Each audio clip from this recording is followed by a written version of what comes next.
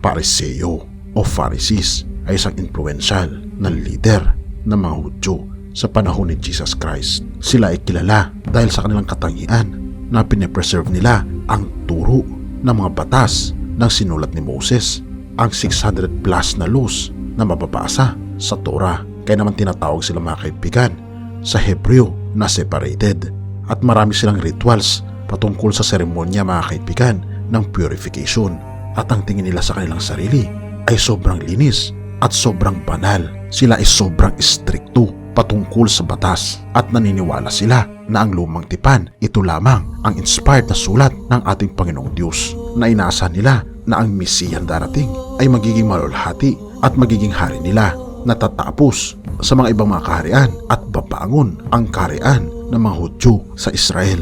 Ngunit nang dumating mga kaibigan si Jesus Christ ay kabaliktaran ito sa inaasahan nila, dahil imbes darating na malulhati ang ating Panginoong Diyos, ang ating Panginoong Hesukristo, siya ay napanganak sa isang mahirap na pamilya, sa isang sabsaban, at lumaki siyang mahirap at talaga namang hindi ganun kaaya-aya ang kanyang itsura. Kaya naman nung nagpakilala ang ating Panginoong Hesukristo sa mga Fariseo na siya ang Diyos, na siya ang anak ng Diyos, ay sobra nila siyang minaliit at inalipusta, na kung saan sila pa ang nagpapako sa ating Panginoong Hesukristo sa krus. Ngunit ating tutunghayan mga kaibigan ang isang pagkakamali ng mga Fariseo, na sobra nilang ikinagulat na totoo pala na si Hesukristo siya ang Mesiya, siya ang Diyos. Atin itong pag-usapan mga kaibigan. Kung ating babasahin mga kaibigan ang Mateo 27 verses 27 to 54, dinala ng mga sundalo si Jesus sa loob ng palasyo ng gobernador, at nagtipon ang buong batalyon ng mga sundalo sa paligid niya. Hinubaran nila siya at sinuotan ng pulang kapa. Gumawa sila ng koronang tinik at ipinutong sa kanya, at ipinahawak ang tungkod sa kanyang kanang kamay bilang sentro niya. Lumuhod sila sa harap niya at pakutsang sinabi, "Mabuhay ang mga hari ng mga Hudyo." Dinuraan nila si Jesus at kinuha ang tungkod sa kanyang kamay at paulit-ulit nilang inihampas sa kanyang ulo. Matapos nilang kutsain si Jesus, hinubad nila sa kanya ang kapa at isinuot muli sa kanya ang damit niya. Pagkatapos, dinala nila siya sa labas ng lungsod upang ipako sa krus. Nang nasa labas na sila ng lungsod, nakita nila ang isang lalaking taga-Cyrene na ang pangalan ay Simon. Sa pilitan nilang ipinapasan sa kanya ang krus ni Jesus.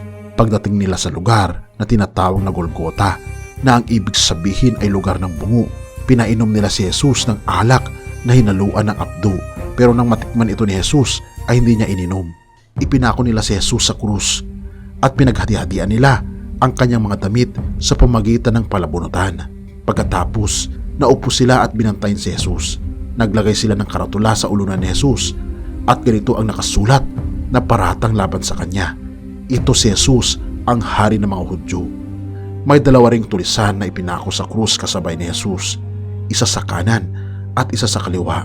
Ininsulto si Jesus ng mga taong napapadaan doon. Napapailing sila at sinasabi, "Hindi ba't sinasabi mong gigibahin mo ang templo at muli mong itatayo sa loob ng 3 araw? Bakit hindi mo iligtas ang iyong sarili? Kung ikaw nga ang anak ng Diyos, bumaba ka sa krus." Ganoon din ang pangungutya ng mga namamahalang pari, ng mga tagapagturo ng kautusan at ng mga pinuno ng mga Hudyo. Sinabi nila, iniligtas niya ang iba, pero hindi niya mailigtas ang kanyang sarili. Hindi ba't siya ang hari ng Israel? Kung bababa siya sa krus, maniniwala na kami sa kanya. Nagtitiwala siya sa Diyos at sinasabi niyang siya ang anak ng Diyos. Ngayon, tingnan natin kung talagang ililigtas siya ng Diyos.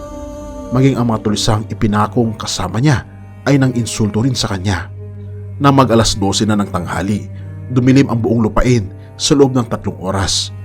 Nang mag-alas 3 na ng hapon, sumigaw si Jesus ng malakas, "Eloi, Eloi, lema sabachthani," na ang ibig sabihin ay, Diyos ko, bakit mo ako pinabayaan?" Nang marinig iyon ng mga nakatayo roon, sinabi nila, tinatawag niya si Elias. Agad naman tumakbo ang isa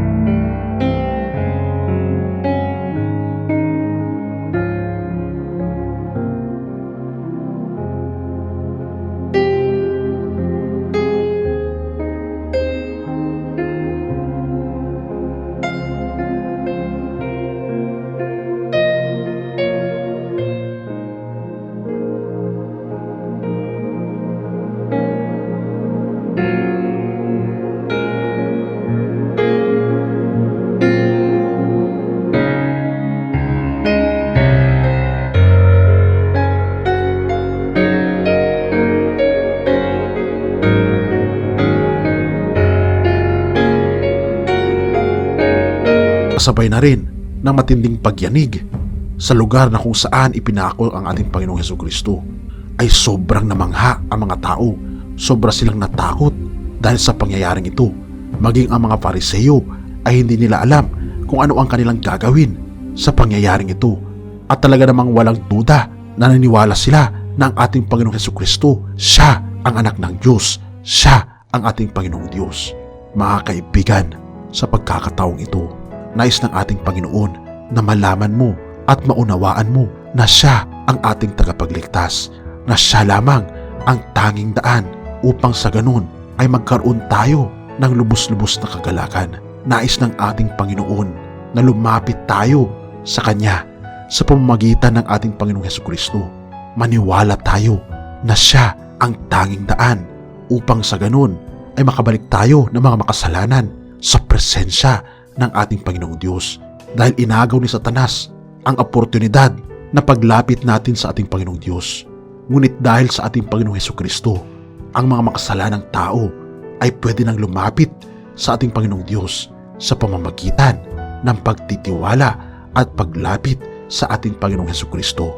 Mga Gawa 3 verse 19 to 21. Kaya nga, magsisi kayo at magbalik loob sa Diyos upang patawarin ang inyong mga kasalanan, at nang sa gayon ay sumapit ang panahon ng pagpapanibagong lakas mula sa Panginoon. Susuguin niya si Jesus, ang Kristong hinirang mula pa noong una para sa inyo. Siya'y dapat munang manatili sa langit hanggang sa dumating ang pagbabago ng lahat ng bagay ayon sa ipinahayag ng Diyos sa pamamagitan ng kanyang mga banal na propeta mula pa noong una. Oo mga kaibigan, sinugo ng ating Panginoong Diyos ang ating Panginoong Hesukristo dahil sa kanyang lubos na pagmamahal sa iyo at sa akin. Ang tanong ay, tumutugon ka ba kaibigan sa paanyayang ito? Hinihintay ka ng ating Panginoong Hesukristo.